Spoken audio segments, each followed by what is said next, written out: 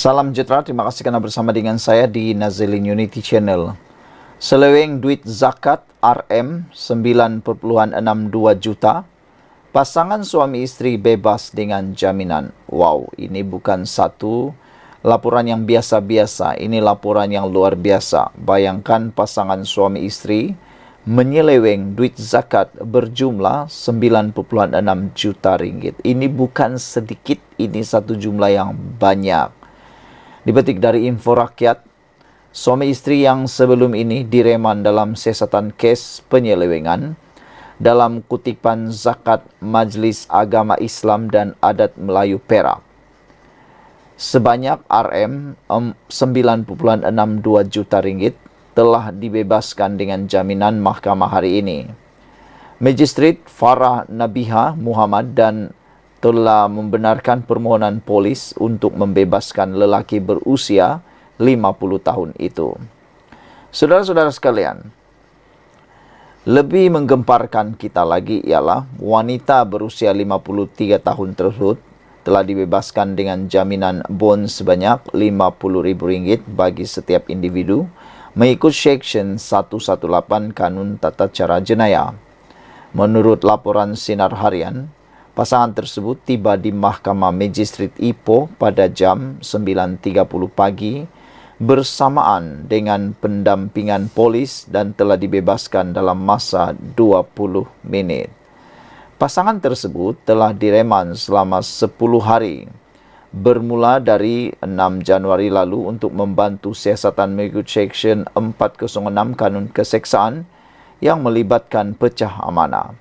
Penangkapan mereka dilakukan oleh pasukan dari Jabatan Siasatan Jenayah Komersial JSJK Bukit Aman dan IPK Perak di Kuala Lumpur selepas MAPK membuat laporan.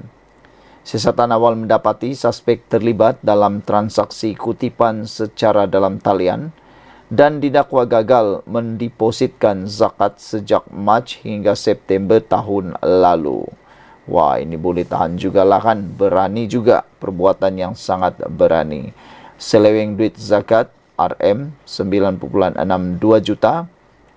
Pasangan suami isteri bebas dengan jaminan. Dipetik dari Info Rakyat. Saudara-saudara sekalian, suami isteri yang sebelum ini direman dalam siasatan kes penyelewengan dalam kutipan zakat Majlis Agama Islam dan Adat Melayu Perak sebanyak 9.62 juta ringgit telah dibebaskan dengan jaminan mahkamah hari ini. Mereka yang berusia 50 tahun dan 53 tahun itu telah diberikan dengan jaminan bond sebanyak RM50,000 bagi setiap individu mengikut Seksyen 118 Kanun Tata Cara Jenayah. Sekian dulu untuk kali ini, ikuti terus ulasan selepas ini. Salam sejahtera, terima kasih kerana bersama dengan saya di Nazilin Unity Channel. Benarkah PAS memboikot PRK KKB? Ini jawapannya. PAS menafikan kononnya memboikot PRK, jentera solid di KKB. Pemuda PAS Selangor menafikan dakwaan sesetengah pihak di bahawa parti itu tidak terlibat dalam pilihan raya kecil PRK Kuala Kubu Bahru. Ketua Pemuda PAS Selangor Muhammad Syukri Omar sebaliknya berkata, jentera parti sudah berada di lapangan sejak 25 April lalu. Pakatan Harapan PH mainkan isu seolah-olah PAS boikot untuk menunjukkan ketidakseimbangan dalam PN, katanya. Sebenarnya konflik itu berlaku dalam parti komponen kerajaan perpaduan kerana ada yang tidak turun berkempen dalam PRK kali ini, kata beliau lagi. Tapi PN sangat harmoni gerak kerja di Kuala Kubu Bahru. Kita berbeza dengan MCA sebab jentera PAS solid turun bantu calon PN untuk PRK kali ini, katanya pada sidang media di Batangkali hari ini. Sukri menjelaskan selain pemuda PAS, Pesuruhjaya PAS Selangor Abdul Halim Tamuri sudah berada di KKB sejak awal lagi. Kalau boikot pastinya jentera pun tiada. Hari ini seluruh Selangor dan negeri lain termasuk dari Pahang, Melaka dan Perak telah hantar jentera untuk bantu kempen, katanya. Jadi tak betul dakwaan PAS boikot PRK ini, katanya. Sebelum ini, beberapa pemimpin termasuk Menteri Komunikasi Fahmi Fadzil menyoal kenapa kelibat pemimpin PAS tidak kelihatan di KKB termasuk pada hari penamaan calon. Fahmi membangkitkan keberadaan ramai pemimpin utama PAS di Perlis berbanding Kuala Kubu Baru sebelum ini. Menyifatkan perkara itu sebagai agak menarik, Fahmi berkata, dia sendiri tidak pasti apa yang cuba disampaikan oleh pemimpin PAS dengan tindakan itu. Bagaimanapun, ahli Parlimen Putrajaya Razidin menyangkal dakwaan tersebut. Saya minta media jangan mendengar Menteri Komunikasi Fahmi, katanya. PAS memang merancang rumah terbuka Aidilfitri di Perlis lebih awal. Jadi sebab itu pada hari penamaan calon, mereka memang dirancangkan pelbagai mesyuarat di Perlis, katanya lagi merujuk Majlis Rumah Terbuka PAS Pusat yang diadakan di Kangar pada hari yang sama dengan penamaan calon. InsyaAllah, mereka akan bekerja keras untuk pastikan kemenangan Perikatan Nasional di KKB, katanya kepada pemberita. Ahli Parlimen PAS bagi Hulu Selangor Muhammad Hasni Zan Harun turun berkempen semalam mengiringi calon Perikatan Nasional Khairul Azhari Saud ke Pasar Tani di Batang Kali.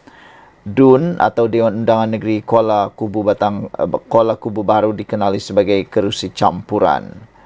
Sekian untuk kali ini. Jangan lupa tinggalkan komen anda. Sila tekan butang subscribe. Kita jumpa lagi. Bye-bye. Salam sejahtera. Terima kasih kerana bersama dengan saya di Nazlin Unity Channel. Akhirnya, berita yang kita tunggu-tunggu, yaitu Bikop buat laporan polis mahu sumber berita Bloomberg dijejaki. Yang ini betul-betul kita tunggu. Beberapa hari yang lepas, Bloomberg telah menerbitkan satu laporan, kononnya akan dibina kasino. Kononnya ada perbincangan mau membina kasino di Forest City di Johor.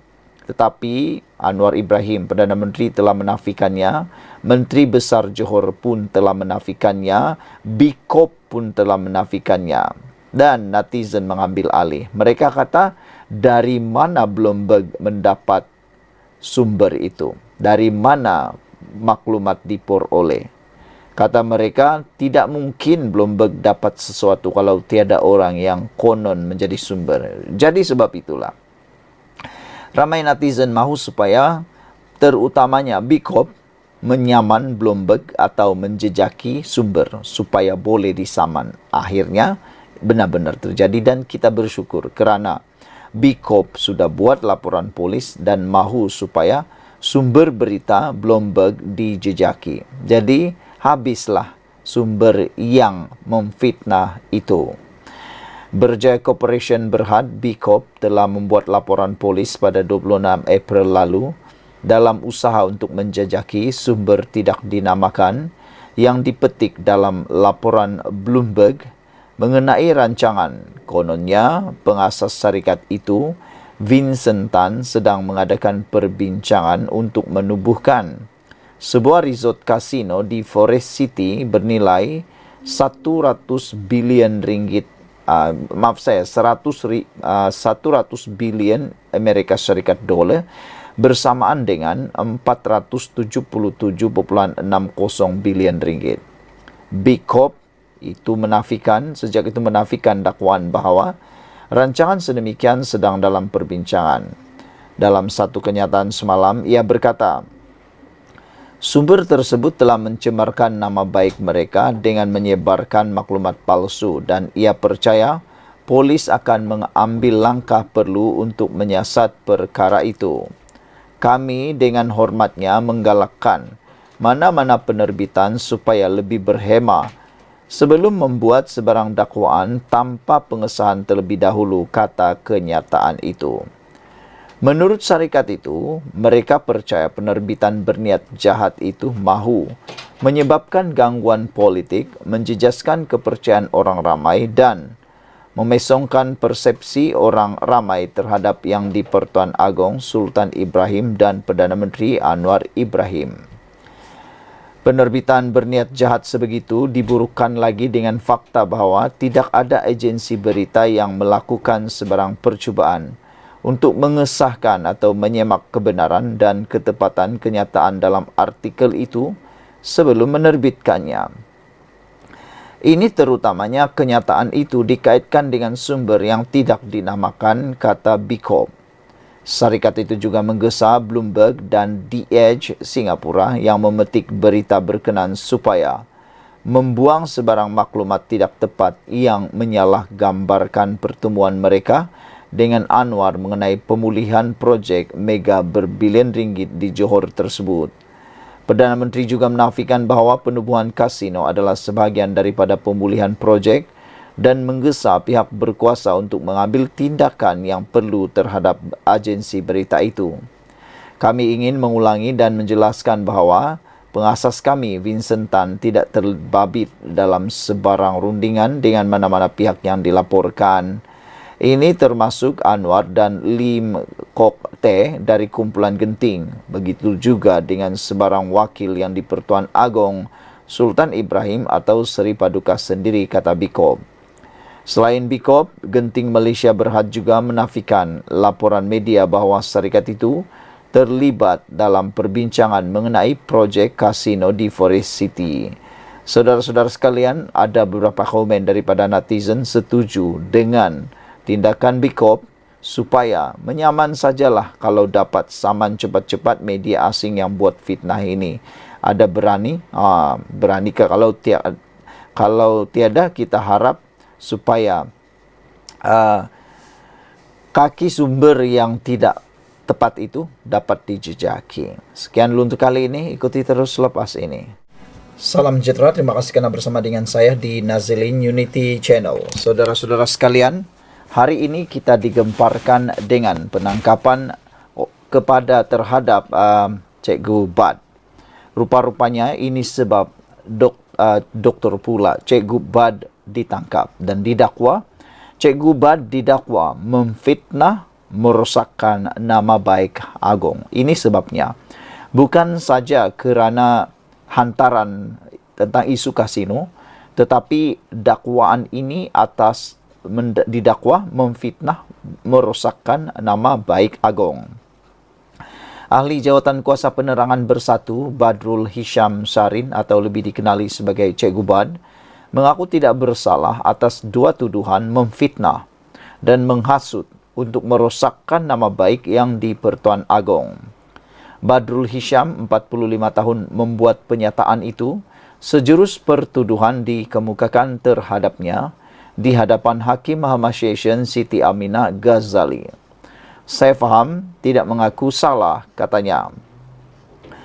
Mengikut pertuduhan pertama, beliau didakwa mengeluarkan kenyataan fitnah di mana beliau mempunyai sebab untuk percaya bahawa ia akan merosakkan nama baik yang di-Pertuan Agong.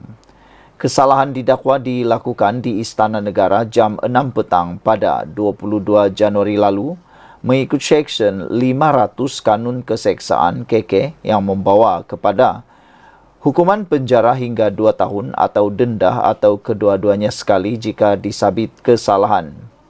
Cikgu Bad juga berdepan tuduhan membuat penerbitan menghasut di Taman Bukit Ceras di sini jam 12.15 tengah hari 6 April lalu. Pendakwaan mengikut perenggan 4 dalam kurungan 1 kurungan C Akta Hasutan 1948 Akta 15 yang boleh dihukum di bawah subsection 4 dalam kurungan 1 Akta sama yang memperuntukkan denda tidak lebih RM5.000 atau penjara maksimum 3 tahun atau kedua-duanya. Susulan pengakuan tidak bersalah itu, Timbalan Pendakwa Raya Said Faisal Said Amir mencadangkan jaminan RM20.000 kepada Cikgu Bad bagi setiap tuduhan dengan seorang penjamin. Mahkamah kemudian membenarkan jaminan RM20.000 dengan seorang penjamin bagi kedua-dua pertuduhan, namun menolak cadangan perintah larangan dimohon pihak pendakwaan. Sebutan semula kes ditetapkan pada 27 Mei ini. Dan sebelum itu, kita juga digemparkan dengan berita Cikgu Bad bergari dibawa ke mahkamah. Cikgu Bad dilihat tiba di Mahkamah Session pada jam 9.20 pagi tadi bagi menghadapi 2 pertuduhan kes memfitnah dan menghasut. Ahli jawatan kuasa penerangan bersatu itu antara lain didakwa mengaitkan menggunakan nama yang di Pertuan Agong Sultan Ibrahim serta isu kekemat baru-baru ini. Badrul Hisham, 46 tahun, yang memakai baju warna Melayu berwarna hijau dibawa oleh pihak polis ke mahkamah dalam keadaan bergaring. Assalamualaikum, selamat Hari Raya, kata beliau kepada pengamal media. Semalam peguam bela Cik Gubad, Rafiq Rashid Ali, berkata, anak guamnya itu akan berdepan pertuduhan mengeluarkan kenyataan memfitnah dan menghasut. Menerusi hantaran Badrul di Facebook, beliau menyindir Perdana Menteri Datuk Seri Anwar Ibrahim mengenai hub kewangan yang akan dibina di Forest City. Sekian dulu untuk kali ini. Jangan lupa tinggalkan komen Anda. Ikuti terus ulasan selepas ini. Salam sejahtera. Terima kasih kerana bersama dengan saya di Nazilin Unity Channel. Saudara-saudara sekalian, beberapa jam selepas calon pilihan raya PRK, pilihan raya kecil, di Kuala Kubu Baharu, calon Pakatan Harapan dicabar oleh PAS untuk mengemukakan keputusan akademik beliau iaitu SPM dan yang sewaktu dengannya. Tanpa menunggu masa, calon PH ini tayang keputusan akademiknya yang membuat ramai orang terngangah, tak mampu berkata apa-apa, bahkan menimbulkan kemaluan sendiri. Cuba nak malukan orang, akhirnya dapat malu sendiri. Lihatlah, cuba nak malukan calon Pakatan Harapan, sendiri yang dapat malu. Sebelum itu, juga tular di media sosial sekarang ini ialah kalimat seorang penyokong Perikatan Nasional yang menarik perhatian di media sosial. Sekejap dia jadi penyokong PH, sekejap dia jadi penyokong PN, dan sekejap pula kata ini, kata itu. Akhirnya kedapatan dia adalah penyokong Perikatan Nasional. Dan kita teruskan dengan cabaran oleh PAS terhadap calon Pakatan Harapan ini. Siapa sangka apa yang dibuat oleh PAS itu telah pun menjerat diri mereka sendiri. Diingatkan mereka dapat memerangkap calon PH ini ataupun boleh menjatuhkan maruah calon PH ini dengan meminta calon PH ini mendedahkan keputusan peperiksaan beliau. Rupa-rupanya selepas didedahkan, saya fikir akan lebih ramai yang akan tertarik dengan calon Pakatan Harapan ini. Manakan tidak, bayangkan saja. Keputusan SPM calon Pakatan Harapan untuk PRK di Kuala Kubu Baharu. SPM-nya straight A 10A. Dan untuk peperiksaan UPSR pula, calon Pakatan Harapan ini mendapat 7A. Ini keputusan yang amat luar biasa.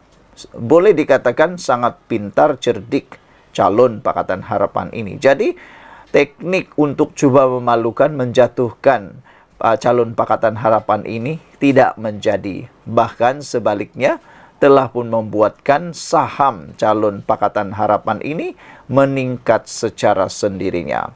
Kegairahan Ketua Penerangan PAS Ahmad Fadli Saari mempertahankan calon Perikatan Nasional PN dengan mencabar calon Pakatan Harapan PH, menyatakan latar belakang pendidikannya ketika bersekolah telah memakan diri sendiri.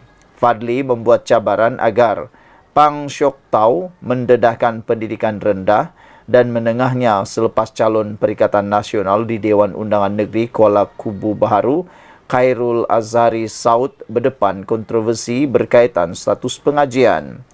Tidak langsung melatah, Syok Tau berkongsi keputusan SPM dan UPSR yang menunjukkan keputusannya cemerlang, semua A, di mana dia memperoleh 10A dalam SPM dan 7A dalam UPSR. Wanita berusia 31 tahun dari Ampang itu mengambil SPM pada tahun 2010 dan mendapat keputusan semua A meliputi A+, E dan A-. Lebih menarik lagi, pelajar sekolah menengah Chuang Hua di Port Dickson Negeri Sembilan itu mendapat keputusan lebih baik dalam mata pelajaran bahasa Melayu iaitu A, bahasa Inggeris A+, dan bahasa China A-. Yang berhormat Pasir Mas Tuan Ahmad Fadli Saari bertanya tentang UPSR dan SPM saya. Inilah jawabannya, katanya. Saya terhutang budi kepada guru-guru yang pernah mengajar saya. Ucapan terima kasih saja memang tidak cukup sebagai balasan atas jasa bakti yang telah dicurahkan dalam mendidik saya, katanya di Facebook. Terdahulu latar belakang pendidikan calon PN Kuala Kubu Baru diragui kerana tertera beliau melanjutkan pelajaran ke peringkat diploma pada usia 49 tahun dan menggenggam master pada usia 51 tahun. Menerusi poster yang tular, Khairul Azhari dikatakan memperoleh diploma eksekutif pengurusan dari Universiti Malaya UM pada tahun 2019 dan sarjana eksekutif dari Universiti Malaysia Pahang Al Sultan Abdullah 2 tahun selepas itu. Orang ramai mempertikaikan bagaimana dia melompat terus ke peringkat sarjana tanpa mengambil ijazah sarjana muda dulu. Selain bagaimana dia menghabiskan pengajian pada tahun 2021 ketika Perintah Kawalan Pergerakan PKP, bagaimanapun pemegang diploma dilapor boleh melanjutkan pengajian terus ke peringkat sarjana eksekutif di UMPSA dengan kelayakan pengalaman kerja yang ditetapkan serta melepasi pengiktirafan pembelajaran berasaskan pengalaman terdahulu. Isu pendidikan calon Perikatan Nasional telah selesai. Pihak Universiti UMP telah keluarkan kenyataan berhubung kelulusan master eksekutif pengurusan perniagaan yang dimiliki beliau, bahkan transkrip sijil juga telah disebarkan. Sekarang saya mencabar calon PH pula untuk nyatakan pendidikan rendah dan menengahnya. Silakan. Di manakah peperiksaan UPSR dan SPM diambil tentu menarik untuk diketahui, kata Ahmad Fadil. Dewan Undangan Negeri Kuala Kubu Baru menyaksikan pertembungan 4 penjuru antara Sok Tep, Khairul Hafiza Zainuddin dan Nyo Kizen bebas. Kuala Kubu Baru dikenali sebagai kerusi campuran dengan pecahan pengundi Melayu 46%, Cina 30%, India 18% dan lain-lain 6%. Saudara-saudara sekalian, yang agak memalukan ialah tindakan kegairahan Ketua Penerangan PAS Ahmad Fadli Saari mempertahankan calon Perikatan Nasional dengan mencabar calon Pakatan Harapan, menyatakan latar belakang pendidikannya ketika bersekolah ternyata telah memakan diri sendiri. Dan secara kesimpulannya, rumusannya, disangkakan cabaran itu boleh menjatuhkan maruah atau boleh menjatuhkan nilai saham calon Pakatan Harapan itu. Rupa-rupanya bukan saja ianya gagal menjatuhkan nilai saham calon Pakatan Harapan, bahkan secara tidak sengajanya, tidak langsungnya, calon Pakatan Harapan telah meningkat sahamnya. Siapa sangka? Disangka mampu memalukan, tapi lain pula jadinya. Bayangkan sajalah keputusan yang dipaparkan jauh daripada pemikiran biasa manusia, yaitu mencapai SPM 10A dan UPSR 7A. Sekian dulu untuk kali ini. Jangan lupa ikuti terus ulasan daripada channel ini dan tekan butang subscribe. Tinggalkan komen Anda. Kita jumpa lagi. Bye-bye.